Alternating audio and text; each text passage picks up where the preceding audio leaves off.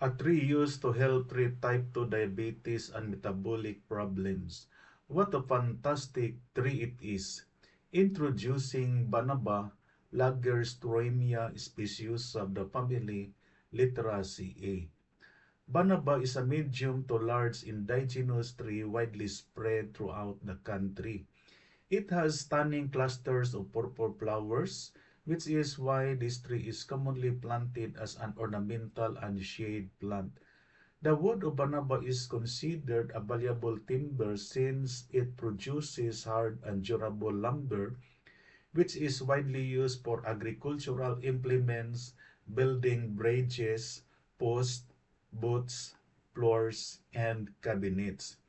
The whole plant has folkloric medicinal uses.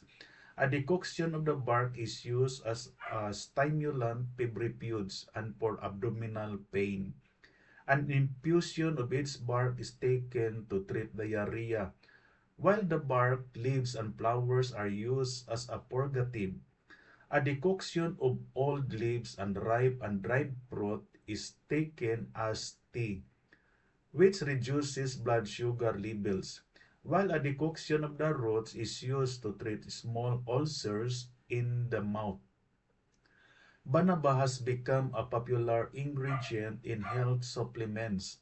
Banaba leaf extracts are refined into capsules, teas, and powders and are often used to help treat type 2 diabetes and metabolic problems. Recent studies have confirmed the effectiveness of Banaba in controlling blood sugar, making it a superior choice in modern healthcare products. This is Max. Caring for the environment is not only a choice but a responsibility. Our efforts, even if small when combined, can make life for a better future. Thank you and God bless.